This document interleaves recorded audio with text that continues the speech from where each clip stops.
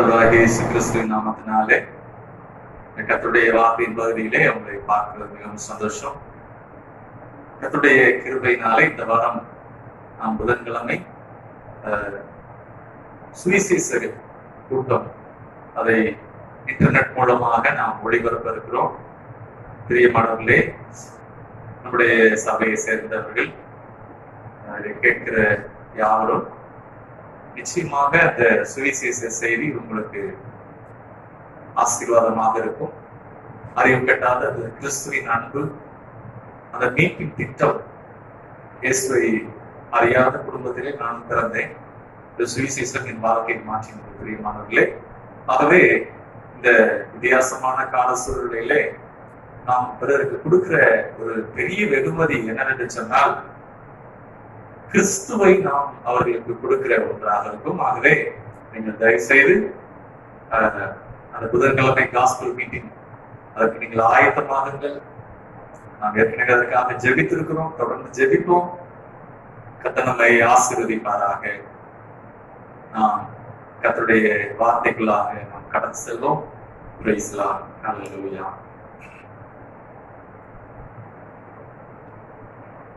எபிரேயரின் புஸ்தகம் எபிரேயரின் புஸ்தகம் அதிலே ஏற்கனவே நாம் பார்த்த 11ஆம் அதிகாரம் அதிலே 4வது வசனத்தை நாம் பார்க்கலாம்.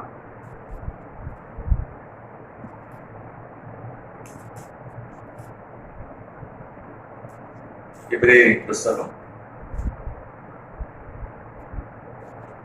11ஆம் அதிகாரம்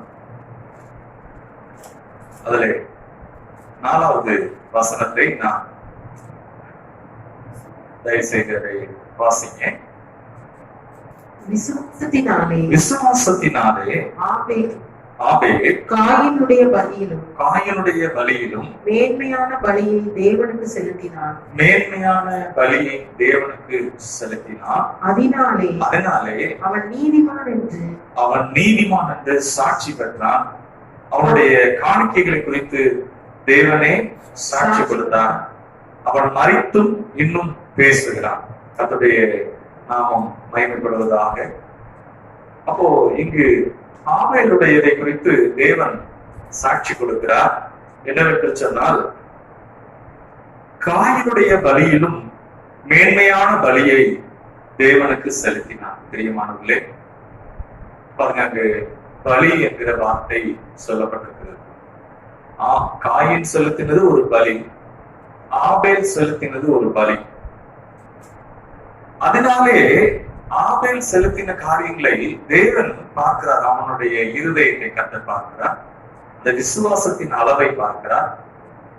தலையீற்றானதும் கொழுமையானவைகளையும் தேவனுக்கு கொண்டு வருகிறார்கள்.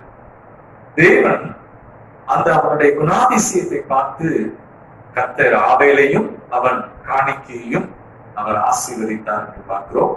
அது மாத்திரமல்ல, என்னை கனம் பண்ணுகிறவர்களை நானும் கனம் பண்ணுவேன் என்று கர்த்தர் சொல்லி இருக்கிறார். ஆகவே இந்த கனம் பண்ணுகிறதுல அவன் முதலானது பெஸ்ட் அண்ட் ஃபர்ஸ்ட் அதை கர்த்தருக்கு கொண்டு வருகிறார்கள். இன்றைக்கு நம்முடைய வாழ்க்கையில நாம் நம்மை ஆராய்ந்து பார்க்க வேண்டும். நம் கர்த்தருக்கு எப்படிப்பட்ட வேலையை நாம் கொண்டு வருகிறோம் என்று. அதனால்தான் வேதம் சொல்லுகிறது, ஆபேலை குறித்து அவன் நீதிமான் என்று சாட்சி பெற்றான். பாருங்க, அப்போ அது இயேசு கிறிஸ்துவுக்கு ஒரு அடையாளமாக இருக்கிறது. அந்த ஆபேல் கொண்டு வந்தது ஒரு நல்ல விசேஷமான காணிக்கை.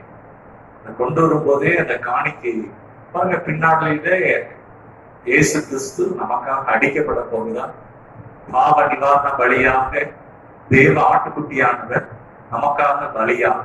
ஆபேல் கூட கொண்டு வந்ததுல தன் மந்தையில் இருந்த ஆடுகளில் அவன் தலையீற்றுகளையும் கொடுமையானவைகளையும் கொண்டு வருகிறான். அவன் நேசித்து வளர்த்ததையும் அழகா இருக்கிறத நம்ம ஆண்டவருக்கு மிச்சம் மீதி இருக்கிறத கொண்டு வர்றோமா? இல்ல நேரம் மிச்சம் இருந்தா ஆண்டவர்கிட்ட ஜெபம் பண்ணுவோம். எல்லாரையும் பிரியப்படுத்திட்டு அப்புறம் சமயம் இருந்தா கர்த்தருக்கு பிரியமா இருக்கலாம் அப்படின்னு நம்ம நினைக்கிறோமா? இல்ல புதிய ஏற்பாட்டில் சொல்லப்பட்டிருக்கிறது மத்தேயு 6:33 முதலாவது தேவனுடைய ராஜ்யத்தையும் அவருடைய நீதியும் தேடுங்கள், அப்பொழுது இவைகள் எல்லாம் உங்களுக்கு கூட கொடுக்கப்படும். அதுதான் கடந்த வாரம் நாம் பார்த்தோம். இந்த சாரிபாத் ஒரு விதவை, அந்த தேசத்துல எத்தனையோ அந்நிய பெண்கள் விதவைகளாக இருந்தாங்க.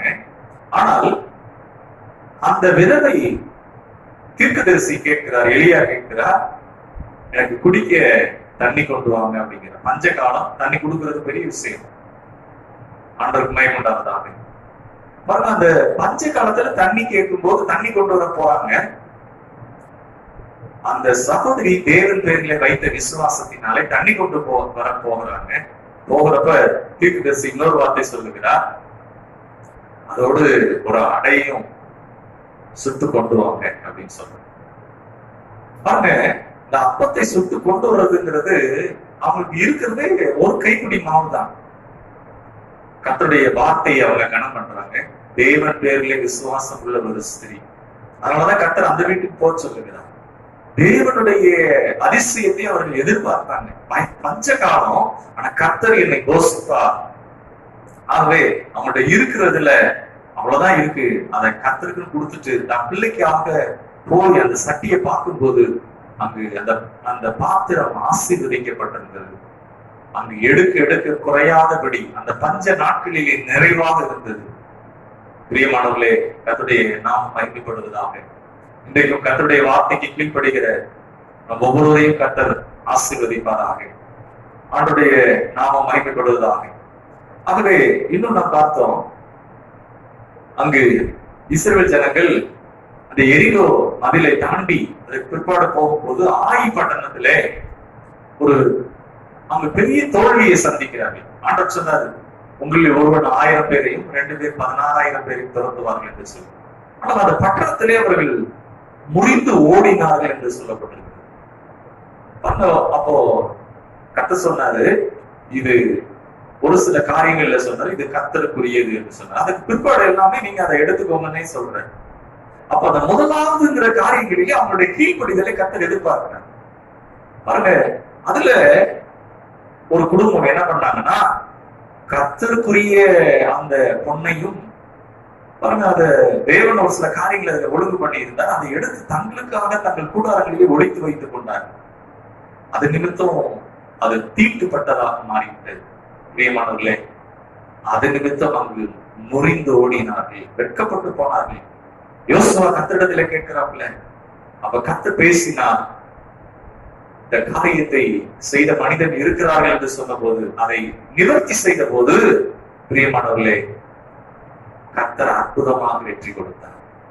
கொஞ்சம் பேரை கொண்டு ஆச்சரியமான வெற்றியை கொடுத்தார். பிரியமானவர்களே, கர்த்தருடைய நாம மகிமைப்படுவதாக. ஆகவே இது எல்லாமே விசுவாசத்திற்கு ஏதுவாக நமக்கு சொல்லப்பட்டிருக்கிறது. ஆண்டவருடைய நாமம் மகிமைப்படுவதாக. கர்த்தர் சொன்னாரு, ஏதேன் தோட்டத்துல எல்லா கனிகளையும் புசிக்கலாம், ஆனால் கர்த்தர் சொன்னாரு, இந்த நன்மை தீமை அறியத்தக்க கனியை நீ புசிக்க கூடாது என்று சொன்னார். இன்றைக்கு நாம் எல்லாவற்றையும் அனுபவிக்கலாம், ஆனா கர்த்தருக்குரியவைகளை நாம் முதலாவது கர்த்தருக்கு கொடுக்க வேண்டியவைகளை, கர்த்தருக்குரிய அந்த மகிமையை, கர்த்தருக்குரிய கணத்தை, முதல் பலன், முதல் விளைச்சல், அதெல்லாம் கர்த்தர் கணம் பண்ண விரும்புகிறார். பிரியமானவர்களை, கர்த்தரிடத்தில் இல்லை என்று அல்ல, கர்த்தர் உங்களுடைய இருதயத்தை அவர் பார்க்கிறார். உங்களுடைய என்னுடைய இருதயத்தை அவர் பார்க்கிறார். எந்த நிலையில நாம் கர்த்தரை கனம் பண்ணுகிறோம், அதை வைத்து நம்மை கர்த்தர் ஆசீர்வதிக்கிறார். அந்த விசுவாசத்தோடு கூட கர்த்தருடைய நாமத்துக்கு மகிமையுண்டாவதாக. பிரியமானவர்களே, ஆகவே பழைய ஏற்பாட்டுல நியாயப்பிரமாண காலத்துக்கு பிற்பாடுதான் இந்த தசம பாகம் என்கிறது அல்ல, அதற்கு முன்பாகவே கர்த்தர் ஆபிரகாமுடைய நாட்களிலே பேசியிருக்கிறார். ஆதியாகம புஸ்தகத்திலே நாம் 14ஆம் அதிகாரத்திலே அங்கு பார்க்கிறோம். கர்த்தருடைய நாமத்தை மகிமைப்படுத்தும்படியாக கர்த்தர் அந்த இருதயத்திலே ஆபிரகாமோடு பேசுகிறார். என்ன பேசுகிறார் என்று சொன்னால், 18ஆம் வசனம், ஆதியாகமம் 14:18, அன்றியும் உன்னதமான தேவனுடைய ஆசாரியனா இருந்த சாலேமின் ராஜாவாகி மெல்கிசேதேக்கு அப்பமும் திராட்சரசமும் கொண்டு வந்து அவனை ஆசீர்வதித்து, வானத்தையும் பூமியும் உடையவராகிய உன்னதமான தேவனுடைய ஆசீர்வாதம் ஆபிரகாமுக்கு உண்டாவதாக. பாருங்க, அந்த ராஜாவுடைய பேர் என்னன்னா சாலேமின் ராஜா. உன்னதமான தேவனுடைய ஆசாரியனா இருந்த சாலேமின் ராஜா.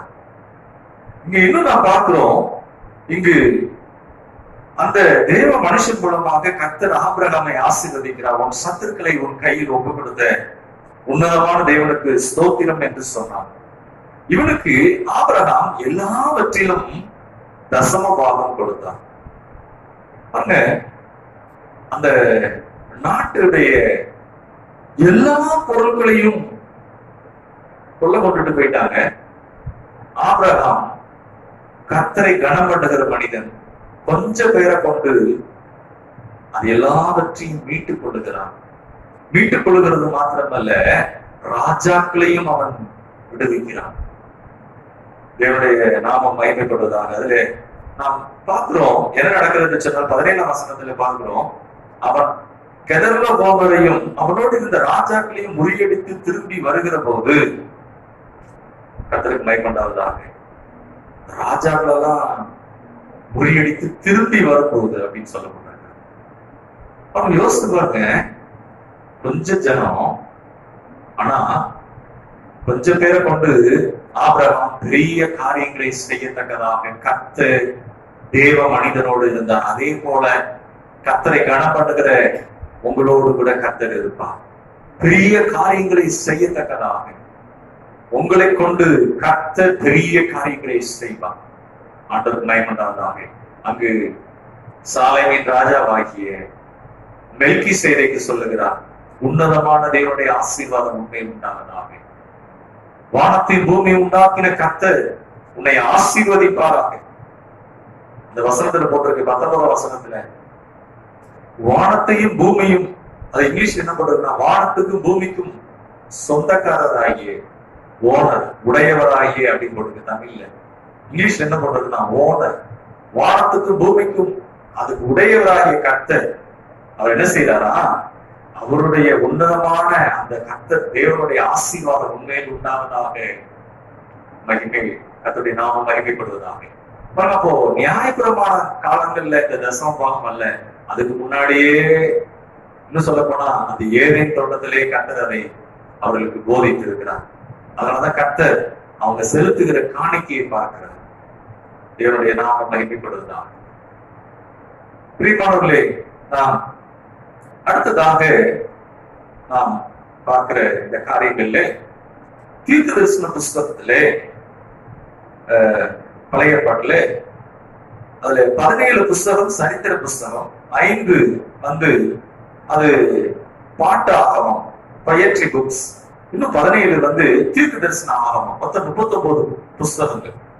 அதுல கடைசி 12 சிறிய தீர்க்க தரிசன புஸ்தகம். இந்த சிறிய தீர்க்க தரிசன புஸ்தகம் அப்படின்னா அவங்க ஏதோ அந்த தீர்க்கதரிசியிலே ரொம்ப அற்பமானவங்க என்ற அர்த்தம் அல்ல. அவங்க கொஞ்சம் தான் தீர்க்க தரிசனம் சொல்லியிருப்பாங்க. ஆனா அதுவும் கர்த்தர் தான் சொன்னது. அது முக்கியம் இல்லாதது அல்ல, அது முக்கியமானது. பாருங்க, அதுல கடைசி 3 புஸ்தகத்திலே இருக்கிற தீர்க்கதரிசி ஆகாய், அடுத்து சகரியா, அடுத்து மல்கியா. பாருங்க, அப்போ எப்படி எகிப்திலிருந்து கர்த்தர் அவங்களை விடுதலையாக்கி கொண்டு வந்தாரோ, அதற்கு பிற்பாடு ஜனங்கள் கர்த்தரை விட்டு விலகி போன போது பாபிலோன் ராஜா தன்னுடைய சேனையோடு கூட அவன் கொடூரமாக பக்கத்துல இருக்கிற சின்ன சின்ன நாடுகளை எல்லாம் சிறைப்பிடித்தான். பாருங்க, அப்போ அப்படி சிறைப்பிடித்து கொண்டு போனதுல யோசித்து பாருங்க, எல்லாரையும் கூட்டிட்டு போய் வச்சு அவன் சாப்பாடு போட முடியாது.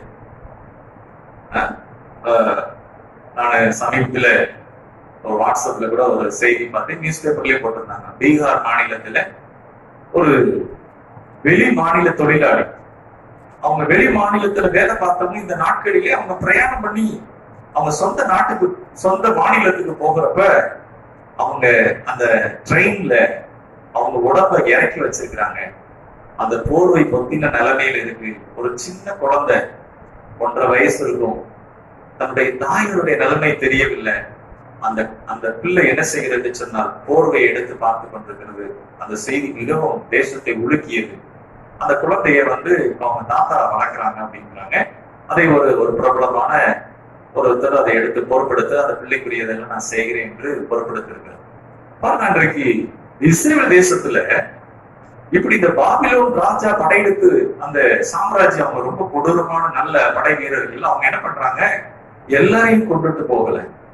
இஸ்ரேல் ஜனங்கள்ல அனைவரை கூட்டிட்டு போல. அதுல நல்ல ஞானிகள், தேறினவர்கள், அதுல கல்வியில் நிபுணர்கள், அவங்களெல்லாம் செலக்ட் பண்ணி ராஜ வம்சத்தார், குறைவில்லாதவர்கள் அவங்களை சூஸ் பண்றாங்க. தானியேல், சாத்ராக், மேஷாக், ஆபேத்நேகோ. பட் இப்படி அநேகர் அவங்க என்ன செய்யறாங்க, இவங்களை கொண்டு போய் அப்படி நம்ம நாட்டுல ட்ரைனிங் பண்ணி நம்ம நாட்டுக்கு பயன்படுத்திக்கலாம் அப்படின்னு சொல்லி அவங்க என்ன பண்ணாங்க, அப்படி சிறைப்பிடித்து கொண்டு போகப்பட்டதுல போனதுதான் தானியேல். அதனுடைய நாம மகிமைப்படுவதாக. அப்போ கர்த்தர் எரேமியாவை கொண்டு தீர்க்கதரிசனம் சொல்லி இருந்தார். என்ன சொல்லி இருந்தார் என்று சொன்னால், 70 வருடம் சிறையிருப்புக்கு பின்பாக நீங்கள் திரும்ப இந்த தேசத்துக்கு வருவீர்கள் என்று கர்த்தர் வாக்கு பண்ணியிருந்தார். இவங்க 70 வருஷத்துல அங்க பாபிலோன் தேசத்துல அவங்க சாம்ராஜ்யம், அவங்க என்ன பண்ணாங்க, கர்த்தர் எரேமியா 29ஆம் அதிகாரத்துல சொன்னாரு, நீங்க அந்நிய தேசத்துல வேலை பார்க்கறோம்னு நினைக்காதீங்க. உங்களுக்கு மேல இருக்கிறவங்களுக்கு நல்ல வேலை செய்யுங்க, வீட்டை கட்டுங்க, உங்களுடைய நீங்க உங்கள் ஜனத்தோடு திருமணம் முடித்து பிள்ளைகள் சந்ததியை பெருக்குங்க, நான் உங்களோடு கூட இருந்து உங்களை ஆசீர்வதிப்பேன் அப்படின்னு கர்த்தர். அந்த ஒரு நாட்கள் ஆன பிறகு அங்கேயே நல்ல எஸ்டாப்ளிஷ் ஆனவுடனே அனைவருக்கு போகிறதுக்கு மனசு இல்லை. என்ன நடந்ததுன்னா, சைரஸ்னு ஒரு மன்னர் வந்தாரு.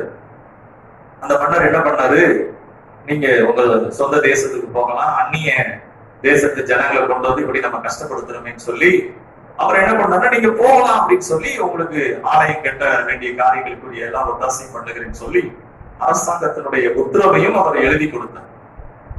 பாருங்க, அப்படி இவங்க அதுல எல்லாரும் போகிறதுக்கு விருப்பப்படல. ஆனா ஒரு 50,000 பேர் என்ன செஞ்சாங்க, நாங்க பிரயாணப்பட்டு போகிறோம், நாங்கள் எங்கள் தேவனை ஆராதிக்க வேண்டும், எங்கள் தேவனுக்காக நாங்கள் பலி செலுத்த வேண்டும், எங்களுடைய தேவனுடைய நியமங்களை நாங்கள் கை கொள்ள வேண்டும் சொல்லி அவங்க என்ன பண்ணாங்க, 50,000 பேர் பிரயாணப்பட்டு போறாங்க. பாருங்க, அந்த பிரயாணப்பட்டு போறதுக்கு முன்னாடி அதுல நல்ல ரொம்ப தேவன் வாக்கு பண்ணினபடி அந்த தானியேல் என்னன்னா, ராஜாவுக்கு அடுத்த பெரிய அந்த நாட்டுல கவர்னராக இருக்கிறார். எவனும் ஒண்ணும் பண்ண முடியல. தானியேலை கர்த்தர் அப்படி ஆசீர்வதித்தார்.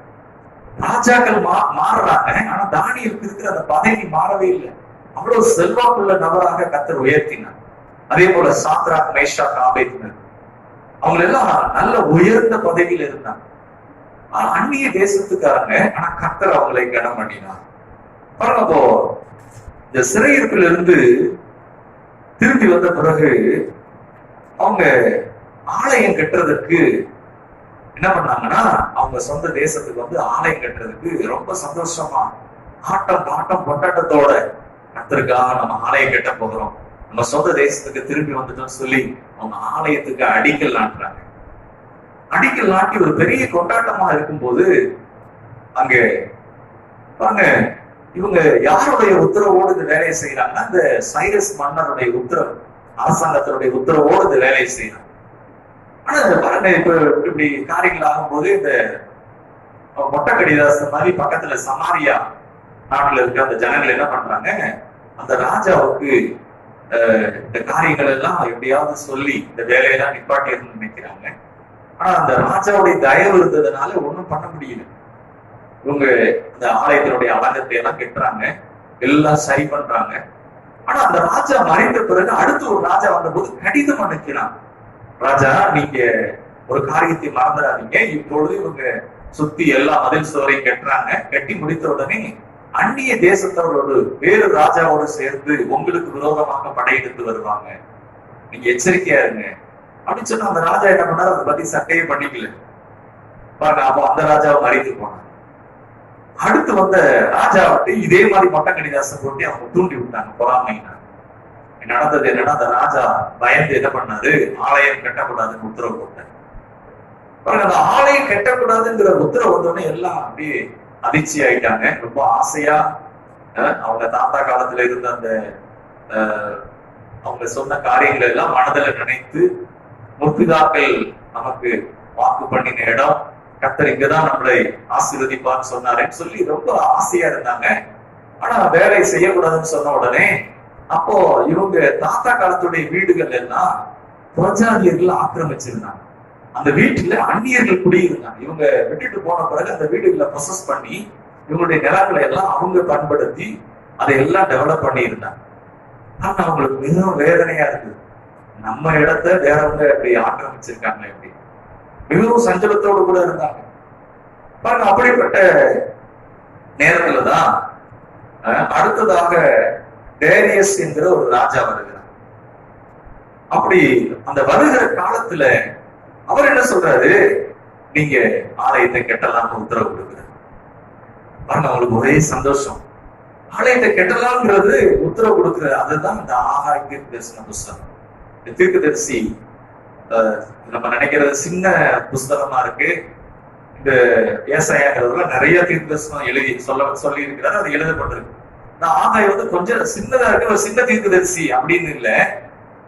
இவர் கொஞ்சமா சொன்னாலும் அதுவும் தேவனுடைய வார்த்தைகள் விசேஷமானது. ஆகாய் தீர்க்க தரிசன புஸ்தகம், அதை நாம் எடுத்துக்கொள்ளலாம். 1ஆம் அதிகாரம், ஆகாய் 1ஆம் அதிகாரம். கர்த்தருடைய நாமம் மகிமைப்படுவதாக. அதை வாசிக்கிறேன், நீங்க வாசிக்கலாம். 1ஆம் அதிகாரம் 2வது வசனம். இந்த ஜனங்கள் கர்த்தருடைய ஆலயத்தை கட்டுகிறதற்கு ஏற்ற காலம் இன்னும் வரவில்லை என்கிறார்கள் என்று சேனைகளின் கர்த்தர் சொல்லுகிறார். இவங்க என்ன சொல்றாங்கன்னா, கர்த்தருடைய ஆலயத்தை கட்டுறதுக்கு இது நேரம் இல்லை. ராஜாவிட்ட இருந்து உத்தரவு வந்துச்சு. இந்த காலங்களுக்குள்ள இவங்க மனசெல்லாம் மாறிடுச்சு. என்ன மனசு மாறிடுச்சுன்னா, இப்ப எதுக்கு ஆலயத்தை கட்டிக்கிட்டு, கர்த்தருடைய ஆலயத்தின் காரியங்களிலே, கர்த்தருக்குரிய காரியங்களிலே வாஞ்சி இல்லாமல் அவர்கள் என்ன ஆயிட்டாங்கன்னா அதுல ஒரு பின்மாற்றமாக போய்விட்டாங்க. ஆலயத்தெல்லாம் கட்டுறதுக்குரிய நேரம் இல்லை.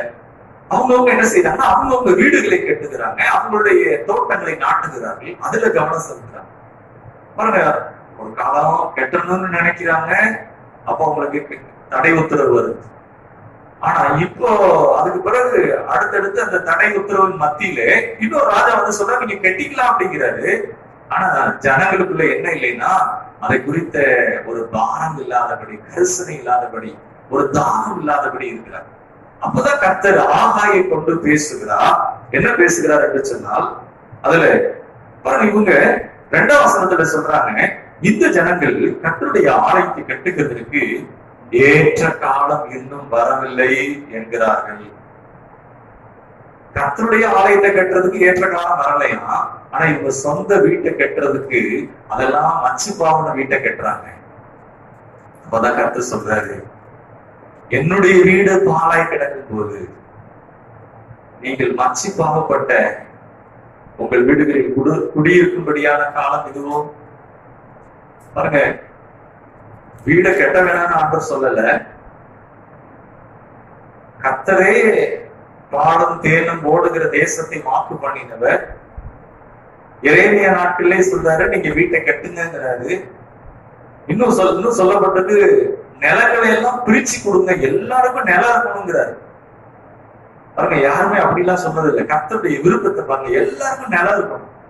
யோசுவா நாட்களுக்கு பிற்பாடு சொல்றாரு, எல்லாருக்கும் நிலத்தை பிரிச்சு கொடுங்க அப்படிங்கிறாரு. பாருங்க, தேவனுடைய அந்த காரியங்களை குறித்து பார்க்கும்போது இங்கு ஆகாயை கொண்டு கர்த்தர் பேசுகிறார். வீடு கட்டுறதுக்கு உங்களுக்கு நேரம் வந்துருச்சுங்கிறீங்க, ஆனா கர்த்தருடைய வீட்டை கட்டுறதுக்கு இது நேரம் இல்லை என்கிறீர்கள். அப்பதான் கர்த்தர் சொல்றாரு, என்ன சொல்றாருன்னா 5ஆம் வசனத்துல அதை வாசிக்கலாம். இப்போதும் சேனைகளின் கர்த்தர் சொல்லுகிறார், உங்கள் வழிகளை சிந்தித்து பாருங்கள். இப்போதும் கர்த்தர் சொல்றாரு, சேனைகளின் கர்த்தர் சொல்லுகிறார், உங்கள் வழிகளை சிந்தித்து பாருங்கள். பிரியமானவர்களே, ஆண்டவர் சொல்றாரு, உங்களுடைய வழிகளை சிந்தித்து பாருங்கள். எதுக்காக சொல்றாரு அப்படின்னா, பாருங்க, இஸ்ரவேல் ஜனங்கள் தேவனை முதலாவது வைப்பதற்கு பதிலாக தங்கள் தேவைகளை முதலாவது வைத்து விட்டார்கள்.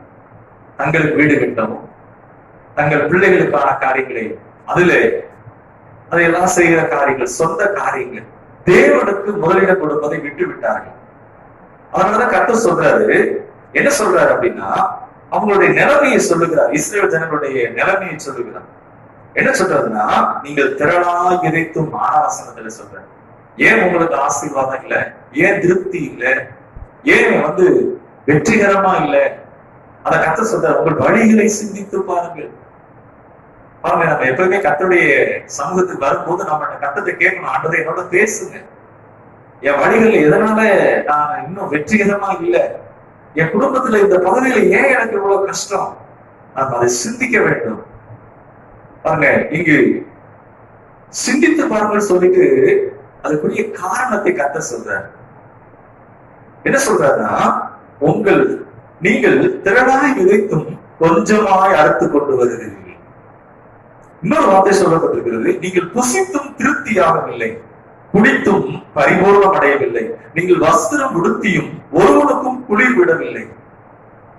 பாருங்க, ஒரு டிரெஸ் போட்டு சொற்று போட்டிருந்தா அந்த சொற்று பத்தல, குளிருக்கு 2 சொற்று 3 சொற்று போட்டா பாருங்க அப்படி போட வேண்டியது இருக்கு. நீங்க வஸ்திரத்தை முடிச்சு அதை போட்டும் குளிர் என்ன செய்யல, விடல.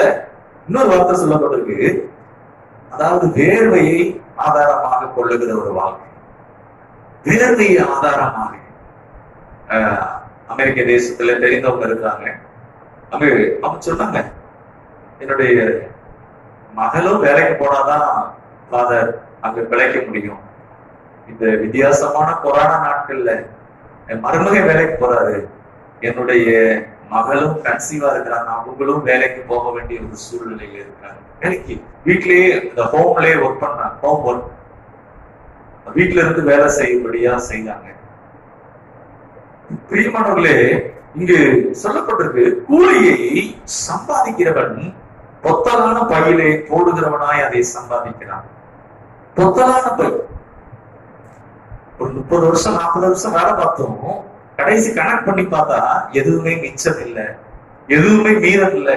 நிறைய பேர் சொல்றது நம்ம கேள்விப்பட்டிருக்கோம், ராத்திரி பகலும் வேலை பார்த்தாங்க, என்னங்க இருக்கு மீதம் அப்படின்னு கேட்டா கனெக்ட் பண்ணி பார்த்தா அதுல ஆசீர்வாதம் இல்லாத காரியங்களாக இருக்கும்.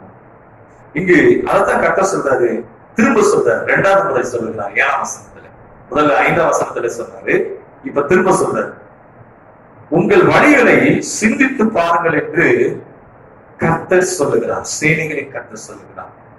கர்த்தருடைய நாமம் மகிமைப்படுவதாக. இதனுடைய மொழிபெயர்ப்பு எப்படி இருக்கு அப்படின்னா, மெசேஜ் டிரான்ஸ்லேஷன் என்கிற ஒருத்தர் அந்த மொழிபெயர்ப்புக்குரிய விளக்கத்தை என்ன சொல்றாருன்னா,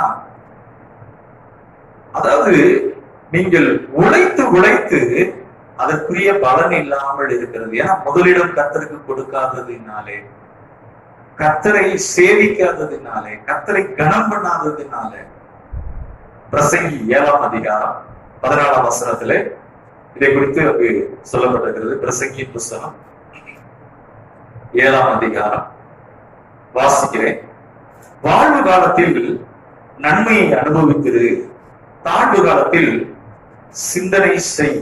பிரியமானவர்களே, அது இங்கிலீஷ்ல என்ன போட்டோம்னா, நீ நல்லா இருக்கிற நாள்ல அதை நீ என்ஜாய் பண்ண, நல்லா சந்தோஷமா எல்லாம் நிறைவா இருக்கிறப்ப சந்தோஷமா இரு அப்படின்னு போட்டிருக்கு. ஆனா the days of lack and insufficient, think deeply, குறைவு இருக்கிற நாட்கள்ல, எல்லாமே நஷ்டம் போல இருக்கிற நாட்கள்ல அதை ரொம்ப ஆழமாய் சிந்தி, உன் மனசாட்சியின்படி அதை ஆராய்ந்து பாரு அப்படின்னு போடுறது. ஒரு அந்த மெசேஜ் டிரான்ஸ்லேஷன் அப்படிங்கிறவரு அவர் அந்த தீர்க்கதரிசன புஸ்தகத்தின் அடிப்படையில அதை அப்படியே டிரான்ஸ்லேட் பண்ணியிருப்பாங்க. அந்த கருத்து ரொம்ப நல்லா இருக்கும் அப்படிங்கிறாங்க. அதுல என்ன சொல்லப்பட்டிருக்குன்னா, பிரியமானவர்களே, உங்களுக்கு அந்த குறைவு உண்டான அந்த நாட்களிலே 14ஆம் வசனத்துல போட்டிருக்கு, பிரசங்கி 7:14, தாழ்வு காலத்தில் சிந்தனை செய். அப்படின்னா என்ன அர்த்தமா, உன் மனசாட்சியில இருந்து அதை ஆராய்ந்துப்பா, எதனால இந்த காரியம் வந்தது என்று சொல்லி அத நம்ம செய்யும் போது, அதத்தான் இங்கே கர்த்தர் சொல்றாரு, குடித்தும் தாகம் தீரவில்லை, வஸ்திரம் உடுத்தியும் குளிர் விடவில்லை, திரளாய் விதைத்தும் கொஞ்சமாய் அறுக்கிறீர்கள். அடுத்து 8ஆம் வசனத்துல இப்படியாக சொல்லப்பட்டிருக்கிறது. கர்த்தருடைய நாமத்திற்கு மகிமையுண்டாவதாக. 8ஆம் வசனத்துல இந்த வசனம் இப்படியா சொல்லப்பட்டிருக்கிறது. 9ஆம் வசனத்துல அதிகமாய் வரும் என்று நீங்கள் எதிர்பார்த்திருந்தோம், இதோ கொஞ்சம் கிடைத்தது. நீங்கள் அறுத்து வீட்டுக்கு கொண்டு வந்தோம். அறுத்து வீட்டுக்கு கொண்டு வர்றாங்கன்னா கர்த்தர் அதை ஊதி போடுகிறார். எது நிமித்தம் என்றால் கர்த்தர் பேசுற தீர்க்கதரிசியை கொண்டு அந்த இஸ்ரவேல் ஜனங்களோடு பேசுகிறார். எது நிமித்தம் என்று சொன்னால், என் வீடு பாழாய் கிடக்கும் போது நீங்கள் எல்லாரும் அவனவன் தன் வீட்டுக்கு ஓடி போகிறீர்கள். இது நிமித்தமே என்று சேனைகளின் கர்த்தர் சொல்லுகிறார். ஆதலால் உங்கள் மேல் இருக்கிற வானம் பனியை பெய்யாமலும் பூமி பலனை கொடாமலும் போயிற்று. இன்னும் கர்த்தர் பேசுறார். நான் நிலத்தின் மேலும் மலைகளின் மேலும் தானியத்தின் மேலும் புது திராட்சரசத்தின் மேலும் எண்ணெயின் மேலும் பூமியில் விளைகிற எல்லாவற்றின் மேலும் மனுஷரின் மேலும் மிருகங்களின் மேலும் கைப்பாடு அனைத்தின் மேலும் வறட்சியை வருவித்தேன். பிரியமானவர்களே, இங்க கர்த்தர் சொல்றாரு, அவங்களுடைய எல்லா காரியங்களிலும் பாருங்க, இது எதை குறிக்குதுன்னா முதல் பலன், அந்த முதல் விளைச்சல். ஆண்டவர் சொல்றாரு பாத்தீங்களா, கர்த்தரை கனம் பண்ணுகிற காரியத்தை என்று சொல்லுகிறார். அவங்களுடைய இருதயத்துல அந்த குணாதிசயத்தை கர்த்தர் பார்க்கிறார். அந்த முதல் பலன் என்கிறதை குறித்து இங்கே சொல்லப்பட்டிருக்கிறது. அதனால அந்த வறட்சி வந்தது என்று சொல்லப்பட்டிருக்கிறது. பிரியமானவர்களே, அதான் கர்த்தர் சொல்றாரு, உங்களுடைய வழிகளை சிந்தித்து பாருங்கள். 8ஆம் வசனத்துல போட்டிருக்கு, என்ன சொல்லப்பட்டிருக்கு அப்படின்னா, கர்த்தருடைய சமூகத்துக்கு வரும்போது நிறைய பேர் சொல்லிடுவாங்க, எல்லாம் நமக்கு பரலோகத்துல இருக்கு, இந்த உலகத்துல ஓட்டாண்டியா இருந்தா கூட பரவாயில்ல அப்படின்னு. பாருங்க, ஒரு சிலரே அவங்க ஓகோன்னு நல்லா இருக்கிறாங்க, அதெல்லாம் மற்ற எல்லாருக்கெல்லாம் அது ஒத்து வராது. பைபிள்ல போட்டிருக்கு, தேவன் பட்சபாதம் உள்ள தேவன் அல்ல. ஆபிரகாமை அவர் ஆசீர்வதித்தாரானால், ஈசாக்கை அவர் ஆசீர்வதித்திருப்பாரானால், யாக்கோபை ஆசீர்வதித்திருப்பாரானால், நிச்சயமாக அவர் உங்களையும் என்னையும் ஆசீர்வதிப்பார். தேவனிடத்திலே பட்சபாதம் இல்லை. ஒருத்தருக்கு ஒரு மாதிரி இன்னொருத்தருக்கு ஒரு மாதிரி செய்கிற தேவன் அல்ல. பிரியமானவர்களே, கர்த்தருடைய நாம மகிமைப்படுவதாக. பாருங்க, அப்போ தேவனுடைய சித்தம் என்னன்னா, ஏதேன் தான் தேவனுடைய சித்தம். இன்னும் பாருங்க, நம்ம வெறுமையா ஓட்டாண்டியா இருக்கிறது கர்த்தருடைய சித்தம் இல்லை. நம்ம கர்த்தரை கனம் பண்ணும் போது ஆண்டவர் சொல்றாரு, என்னை கனம் பண்ணுகிறவர்களை நானும் கனம் பண்ணுவேன்.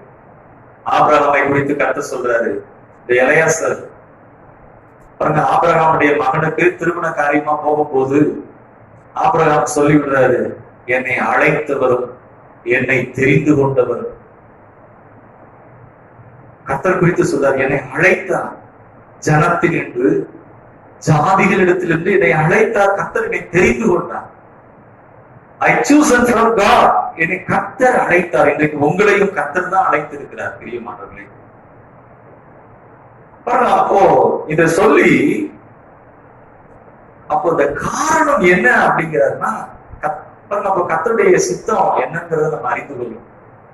நிறைய பேர் வேதத்தின் அடிப்படையில கர்த்தரை சிந்திக்கிறது. பாட்டு பாடணும், அதிகாலை ஸ்தோத்திர பலி, அப்பா அப்பா உங்களுக்கு தான். அப்பானா சரீர பிரகாரமான அப்பா, அந்த அளவின்படி அல்ல, வானத்துக்கும் பூமிக்கும் சொந்தக்காரர். இயேசுவின் ரத்தத்தினாலே நாம் மீட்கப்பட்டிருக்கிறோம். அவருக்கு அவருடைய இரக்கத்துக்குரியவர்களாய், அவருடைய பிரியத்திற்குரியவர்களாய். பாருங்க, 1 யோவான் 3ஆம் அதிகாரத்துல சொல்லப்பட்டிருக்கு, நாம் தேவனுடைய பிள்ளை என்று அழைக்கப்படுவதனாலே பிதாவானவர் நமக்கு பாராட்டின அன்பு எவ்வளவு பெரிதென்று பாருங்க. பிரியமானவர்களே, கர்த்தருடைய நாமம் மகிமைப்படுவதாக. கர்த்தர் நம்மை ஆசீர்வதிப்பதாக. மேல் பாராட்டின அன்பு எவ்வளவு பெரிதென்று பாருங்க. ஏசாயா 43:15 சொல்லப்பட்டிருக்கிறது, பரிசுத்தராகிய கர்த்தரும் சிருஷ்டிகரும் உங்கள் ராஜாவுமானவர். நம்ம ஆராதிக்கிற கர்த்தர், நம்ம அவரை அப்பான்னு கூப்பிடுறோம். அவர் யார் என்று சொன்னார், என்றென்றைக்கும் ராஜாதி ராஜாவா இருக்கிறவர். அவர்தான் ஏசாயா 43 சொல்றாரு, இப்போதும் யாக்கோபே, உன்னை சிருஷ்டித்தவரும் இஸ்ரவேலே உன்னை உருவாக்கினவருமாகிய கர்த்தர் சொல்லுகிறதாவது, நீ பயப்படாதே, நான் உன்னை மீட்டுக் கொண்டேன் என்று சொல்லு. நீ பயப்படாத, நான் உன்னை மீட்டுக் கொண்டேன், நீ என்னுடையவர் என்று கர்த்தர் சொல்லுகிறார். அதுல சொல்றாரு, கர்த்தர் சொல்றாரு, முந்தினவைகளை நினைக்க வேண்டாம், பூர்வமானவைகளை சிந்திக்க வேண்டாம். எங்கும் வனாந்திரமா இருக்கிறதா? கர்த்தர் இந்த வனாந்திரத்திலே வழிகளை உண்டாக்குவார், அவாந்திர வெளிகளிலே ஆறுகளை உண்டாக்குவார். பிரியமானவர்களே, அது மாத்திரமல்ல, அங்கு இந்த விரோதமாய் வந்த ஏசாயா 43 வாசித்து பாத்தீங்கன்னா தெரியும், பார்வோனையும் அவனுடைய ரதங்களையும் குதிரை வீரர்களையும் அந்த சமுத்திரத்தின் ஆழத்திலே போட்டு விட்டார். ஆனால் இஸ்ரவேலர்களுக்கு கர்த்தர் அந்த இடத்திலே வழிகளை உண்டாக்கினார். இன்றைக்கு நம்மை சுற்றி பெரிய ரதங்களும் அநேக கொள்ளை நோய்களும் பயமுறுத்துகிற அநேக காரியங்களும், இஸ்ரவேல் ஜனங்களுக்கு முன்னாடி செங்கடல், பின்னாடி ராணுவம், முன்னாடியும் போக முடியல, பின்னாடி பார்த்தா துரத்தி கொண்டுட்டு வர்றாங்க. ஆனால் அதிசயங்களை செய்கிற கர்த்தர் அது நடுவிலே வழிகளை உண்டாக்கினார். இன்னைக்கு வழியே இல்லை என்று எண்ணிக்கொண்டிருக்கலாம், கர்த்தர் அங்கு உங்களுக்கு ஒரு வழியை உண்டாக்குவார், அவராலே ஆகும். பிரியமானவர்களே, கர்த்தருடைய நாமம் மகிமைப்படுவதாக. இங்கு கர்த்தர் சொல்றாரு, அந்த காரணத்தை சொல்லுகிறார். கர்த்தருடைய சித்தம் ஆபிரகாமை ஆசீர்வதித்தது போல, ஈசாக்கை ஆசீர்வதித்தது போல, கர்த்தர் உங்களையும் ஆசீர்வதிக்க விரும்புகிறார், என்னையும் ஆசீர்வதிக்க விரும்புகிறார். அப்போ ஆண்டவர் சொல்றாரு, எதனால ஊதி போடுகிறேன் அப்படின்னா, என் வீடு தானாய் கிடக்கும் போது உங்க சொந்த வீட்டுக்கு போயிருவீங்க, ஓடி போகிறீர்களே, அதனால நான் உங்களுடைய அறுவடையை நான் ஊதி போட்டேன். அதெல்லாம் வீட்டுக்கு கொண்டு போறீங்க, ஆனா அந்த வீட்டுக்கு போகும்போது அதை நான் ஊதி போடுகிறேன் என்று கர்த்தர் சொல்லுகிறார். 10ஆம் வசனத்துல போட்டிருக்கு, உங்கள் மேல் இருக்கிற ஆகாய் 1:10, உங்கள் மேல் இருக்கிற வானம் பனியை பெய்யாமலும் பூமி பலனை கொடாமலும் போயிற்று. கர்த்தருடைய நாம் மகிமைப்படுவதா? வானம் பலன் கொடுக்கல, பூமி பலன் கொடுக்கல, எப்படி இருக்கும் யோசிச்சு பாருங்க. மழையே பெய்யல, மிருக ஜீவன்களுக்கு தண்ணி இல்லை, செடிக்கு தண்ணி இல்லை, ஏதாவது விளையுமா? ஆனா கர்த்தர் சொல்றாரு, அதெல்லாம் நீங்க கர்த்தரை கனம் பண்ணாததினாலே, கர்த்தருக்கு முதலிடம் கொடுக்காததினாலே. ஆனா இந்த தீர்க்கதரிசியினுடைய சத்தத்திற்கு ஜனங்கள் செவி கொடுத்தார்கள். 12ஆம் வசனத்திலே பார்க்கிறோம் ஒரு நல்ல செய்தி. ஆகாயினுடைய அந்த சத்தத்திற்கு, இவர் தேவ மனுஷர் தான், இவர் வார்த்தைக்கு நம்ம செவி கொடுக்கணும். பாருங்க, இந்த 12ஆம் வசனம் அதை வாசிக்கலாம். ஆகாய் 2:12. அப்பொழுது சேல்தியேலின் குமாரனாகிய செருபாபேலும் யோசதாக்கின் குமாரனாகிய யோசுவா என்னும் பிரதான ஆசாரியரும் ஜனத்தில் மீதியான அனைவரும் தங்கள் தேவனாகிய கர்த்தருடைய சத்தத்துக்கும் தங்கள் தேவனாகிய கர்த்தர் அனுப்பின ஆகாய் என்னும் தீர்க்கதரிசியுடைய வார்த்தைகளுக்கும் செவி கொடுத்தார்கள். ஜனங்கள் கர்த்தருக்கு முன்பாக பயந்திருந்தார்கள். கர்த்தருக்கு பயமுண்டாவதாக. இங்க ஒரு வார்த்தை சொல்லப்பட்டிருக்கிறது, அவர்கள் தீர்க்கதரிசியினுடைய வார்த்தைகளுக்கும் செவி கொடுத்தார்கள், கர்த்தருக்கும் பயந்திருந்தார்கள். நம்ம செவி கொடுக்கணும்னு தீர்மானம் பண்ணாங்க, ஒரு நல்ல டெசிஷன் எடுக்கிறாங்க. நம்ம செவி கொடுக்காததுனாலதான் இதுலதான் நமக்கு ஆசீர்வாதம் இல்லை. அதாவது என்ன செய்யறாங்கன்னா, சப்மிசி, கர்த்தருக்கு முன்பாக தங்களை தாழ்மைப்படுத்துகிறார்கள். தாழ்மை உள்ளவர்களுக்கு கர்த்தர் கிருபை அருளுகிறார். அதை ஏற்றுக்கொள்றாங்க. ஆமா, உண்மைதான், எங்க வாழ்க்கையில மேன்மை இல்லை அப்படின்னு சொல்லி தங்களை அர்ப்பணிக்கிறார்கள். அந்த நாளிலே யோசுவா அப்படிங்கிறவரு என்னவா இருக்கிறார் அப்படின்னா, அவர் கவர்னராக இருக்கிறார். செருபாபேல் ஒரு பிரதான ஆசாரியனாக இருக்கிறார். கர்த்தர் இப்ப என்ன சொல்றாரு அப்படின்னா, இந்த 14ஆம் வசனத்துல சொல்லப்பட்டிருக்கிறது, இவங்க எப்ப கீழ்ப்படுகிறாங்களோ உடனே கர்த்தர் பேசுகிறார், நான் உங்களுடனே இருக்கிறேன், உங்களோட இருக்கிறேன். கர்த்தர் சொல்றார், நான் உங்களோட இருக்கிறேன். அவங்க டெசிஷன் எடுக்கிறாங்க பாருங்க. அந்த டெசிஷன் எடுக்கிறப்ப கர்த்தர் சொல்றாரு, என்ன சொல்றாரு அப்படின்னா, பாருங்க, நம்ம வீடு கட்டுறத கர்த்தர் கெட்ட வேணாம்லாம் சொல்லல. கர்த்தருக்குரிய இந்த வேலையிலே அவங்க கர்த்தரை கனம் பண்ணவில்லை. கர்த்தர் வீட்டை கட்டி நல்லா இருக்குதான் அநேகர் சொல்லுவாங்க, ஆண்டவர் 2ஆம் வருகை வருது, நம்ம இந்த பூமியில சேர்த்து வச்சு என்ன ஆக போகுது, அதனால இந்த பூமியில நமக்கு எதுவுமே வேண்டாம். அப்படி இல்லை பிரியமானவர்களே, ஆண்டவரே சொல்றாரு, நீ வீட்டை கட்டி தோட்டத்தை நாட்டு, அதெல்லாம் உனக்கு நீ வெட்டாத துறவையும் அதெல்லாம் வாக்கு பண்ற, உனக்கு நான் உன்னை ஆசீர்வதிப்பேன், உன்னை வாழாக்காமல் தலையாக்குவேன், கீழாக்காமல் மேலாக்குவேன். கர்த்தரே வாக்கு பண்ற. பிரியமானவர்களே பாருங்க, அப்போ இந்த வசனத்துல சொல்லப்பட்டிருக்கிறது, கர்த்தர் சொல்றாரு, என்ன சொல்றாரு அப்படின்னா, நான் உங்களோட இருப்பேன்.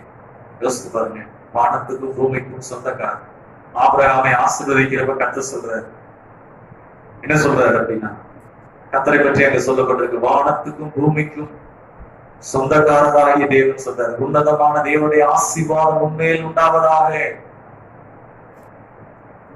கர்த்தருக்கு பயப்படாவதாக. வெளிப்படுத்தும் விசேஷத்திலே சொல்லப்பட்டிருக்கிறது, அல்பாவும் ஒமேகாவும் ஆதியும் அந்தவுமானவர், இருக்கிறவரும் இருந்தவரும் வருகிறவரும் ஆகிய கர்த்தராகிய இயேசு கிறிஸ்து அப்படின்னு சொல்லப்பட்டிருக்கிறது.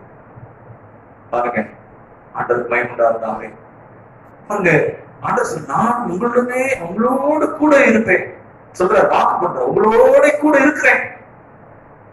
அடுத்து 14ஆம் வசனத்துல போட்டிருக்கு, பின்பு கட்ட செயல்தியலின் குமாரனாகிய செருபாபேல் என்னும் யூதாவின் தலைவனுடைய ஆவியையும் யோசதாக்கின் குமாரனாகிய யோசுவா என்னும் பிரதான ஆசாரியனுடைய ஆவியையும் ஜனத்தில் மீதியான எல்லாருடைய ஆவியையும் எழுப்பினார். அவர்கள் வந்து தங்கள் தேவனாகிய சேனையுடைய கர்த்தரின் ஆலயத்தில் வேலை செய்தார்கள். பாருங்க, ஒரு நல்ல மேனேஜர் அவங்க சொன்னாங்க, கர்த்தரிய ஆவியை ஏவினார் பாஸ்டர் அப்படின்னு. புல்லரிச்சு ஆச்சரியமா இருக்கு.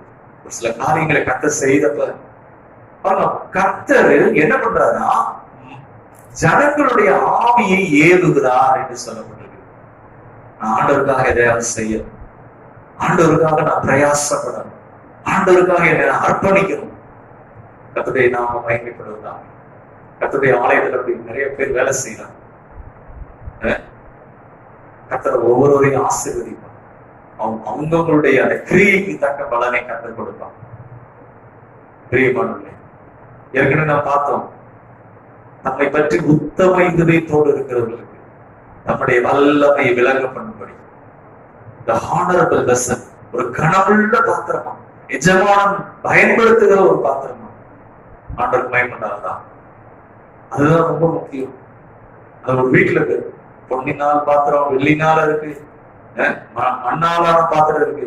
ஆனா இவைகள் எல்லாவற்றிலும் தன்னை சுத்திகரித்துக் கொள்ளுகிறது எஜமானனுக்கு பிரயோஜனம் உள்ள பாத்திரம். நீங்களும் நானும் ராஜாதி ராஜாவுக்கு பிரயோஜனம் உள்ளவர்களாக இருக்கத்தக்கதாக, உங்கள் குடும்பம் ஆசீர்வதிக்கப்படத்தக்கதாக, உங்கள் சந்ததி ஆசீர்வதிக்கப்படத்தக்கதாக, உங்கள் வீடு கட்டப்படத்தக்கதாக கர்த்தருக்கு பயன்படாததாக. இங்க கர்த்தர் சொல்றாரு, 14ஆம் வசனத்துல சொல்லப்பட்டிருக்கிறது, அந்த தலைவர்களுடைய ஆவியை எழுப்புகிறார்.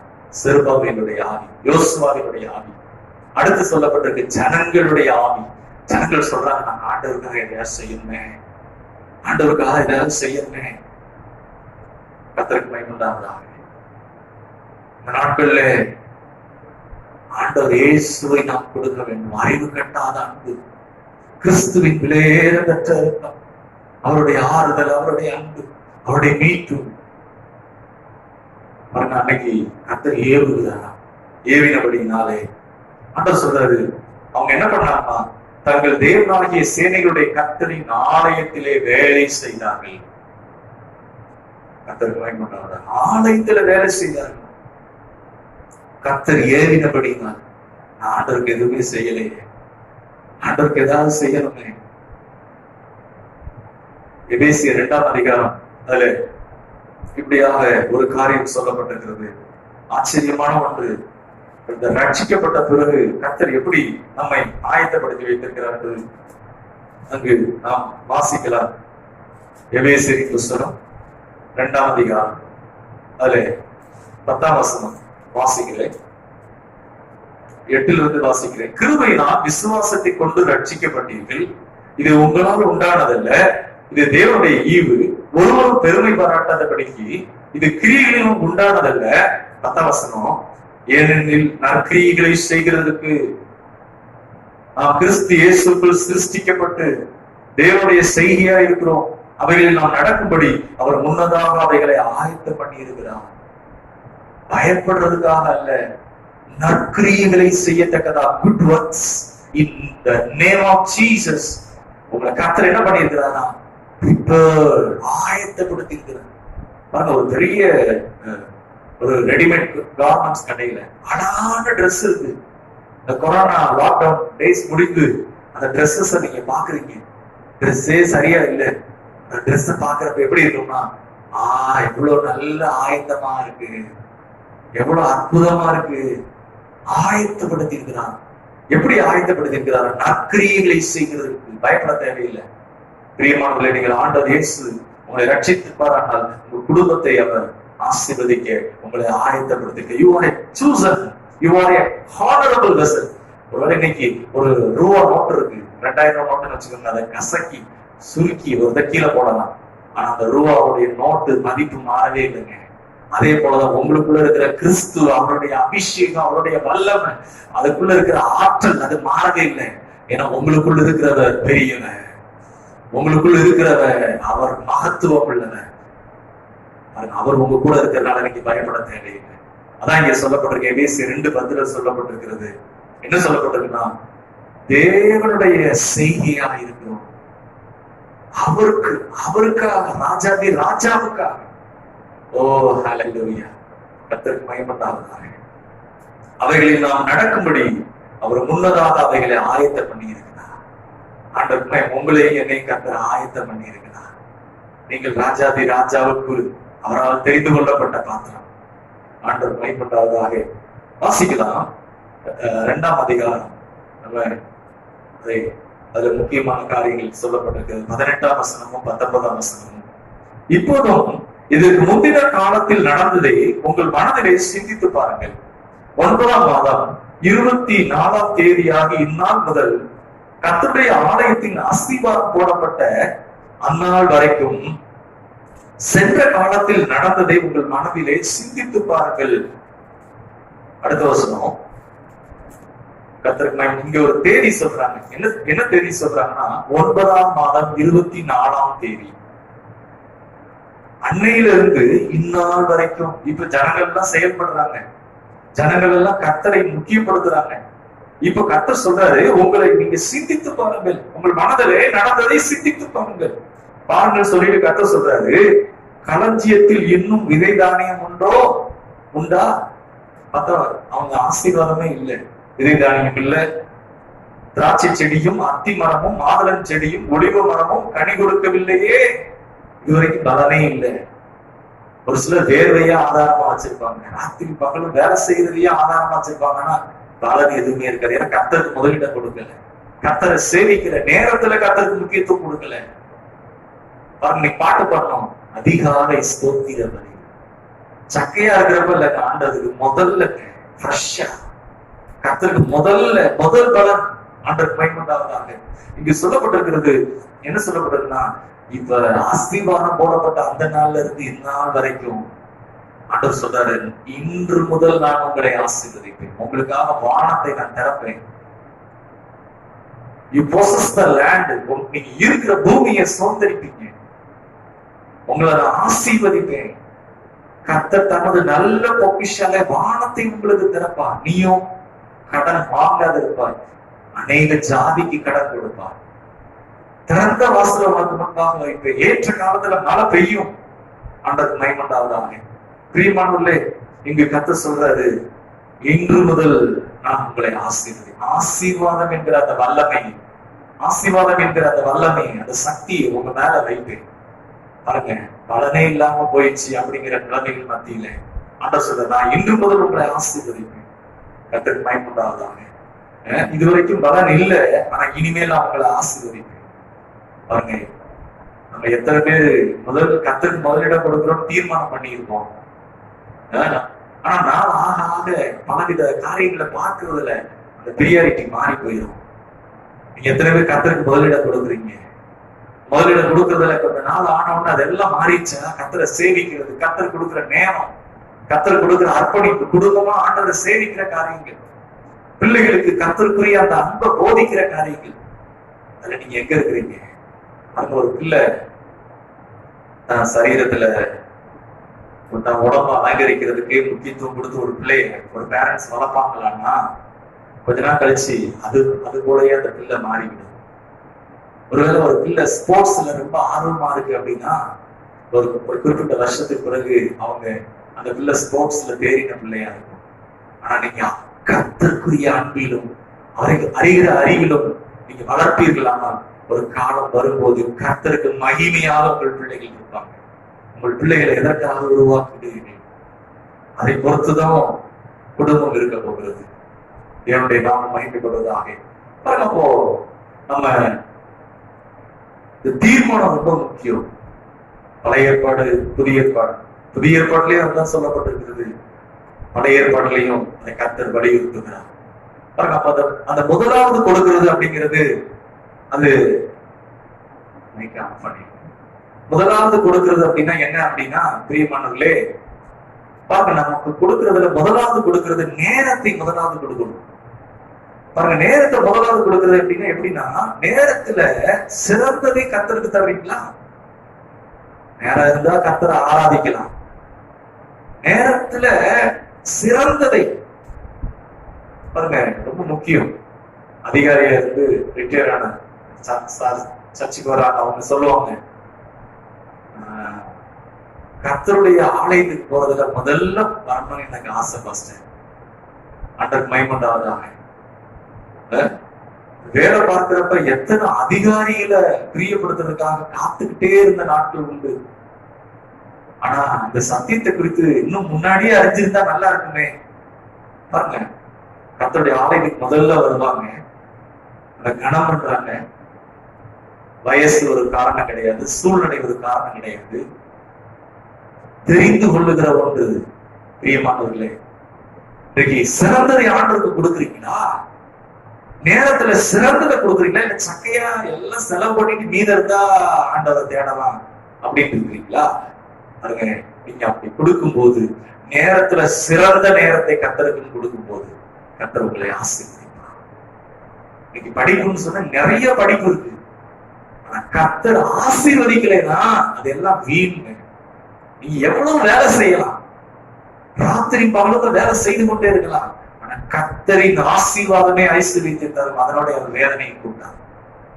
மாம்சமானதை புயபலமாக்கி கொண்டு கர்த்தரை விட்டு விலகுகிறவன் சபிக்கப்பட்டவன் என்று சொல்லப்பட்டிருக்கிறது. ஆனா கர்த்தர் மேல் நம்பிக்கையா இருக்கிறவன், கர்த்தரையே தன் நம்பிக்கையாய் கொண்டிருக்கிறவன், எல் ஷடாய், ராஜாதி ராஜா, ஆண்டவர் சொல்றான், பாக்கியவான், அவன் நீர்க்காலின் ஓரமா நடப்பட்ட மனத்தை போல. அதனாலதான் ஆண்டவர் காயினுடைய அந்த காணிக்கையை சரியில்லைங்கிறாரு. ஆபேலுடையதை கர்த்தர் ஆசீர்வதிக்கிறார். பாருங்க, இரண்டாவது என்னன்னா, தீர்மானிக்க வேண்டும். என்ன தீர்மானிக்கணும் அப்படின்னா, கர்த்தருக்கு அவரை சேவிக்கிறதுல நாம் முதலிடம் கொடுக்க வேண்டும். பாருங்க, நான் எந்த அளவுக்கு அவரை நாட போகிறேன், எந்த அளவுக்கு அவரை சேவிக்க போகிறேன், அதுதான் ரொம்ப முக்கியம். அதை வைத்துதான் கர்த்தர் நம்மை ஆசீர்வதிக்கிறார். மூன்றாவதான காரியம், ஆஸ்தியினாலே. ஆஸ்தி நிறைய இருக்கு, நமக்கு நிறைய சோர்ஸ் கொடுத்திருக்கிற அந்த ஆஸ்திகளினாலே கர்த்தரை கனம் பண்ண வேண்டும். லூக்கா 8ஆம் அதிகாரத்திலே சொல்லப்பட்டிருக்க, அநேக பெண்கள் இயேசு கிறிஸ்துவுக்கு பின்பாக அரண்மனையில் இருக்கிற அநேக ஸ்திரீகள், பெண்கள் என்ன செய்தார்கள்? தங்கள் ஆஸ்திகளினாலே அவருக்கு ஊழியம் செய்தார்கள். இன்னொரு வார்த்தை சொல்லப்பட்டிருக்கிறது, பிரியமானவர்களே, கடைசியாக கீழ்ப்படிதல். கீழ்ப்படிதல் ரொம்ப ரொம்ப முக்கியம். என்ன கீழ்ப்படிதல் அப்படின்னா, கர்த்தருக்கு நான் கீழ்ப்படிய போகிறேன். மற்ற எல்லாருக்கும் கீழ்ப்படிஞ்சிட்டு முடிஞ்சா கர்த்தர் கீழ்ப்படுகிறேன் இல்ல, முதல்ல நான் கர்த்தருக்கு கீழ்ப்படிய போகிறேன். அதான் ரொம்ப முக்கியம். பிரியமானவர்களே, இந்த 4 காரியங்கள் நம்முடைய வாழ்க்கையில் இருக்குமானால் கர்த்தர் உங்களை வாழாக்காமல் தலையாக்குவார், கீழாக்காமல் மேலாக்குவார். நாம் நல்ல தீர்மானங்களை எடுப்போம், கர்த்தர் உங்களை ஆசீர்வதிப்பார். நாம் ஜெபிப்போம். ஸ்தோத்திரம் ஆண்டவரே, சர்வவல்லமையுள்ள பிதாவே, ஆண்டவராகிய இயேசுவின் நாமத்தினாலே இந்த தீர்மானத்தை எடுத்த ஒவ்வொருவரையும் ஆசீர்வதிப்பீராக.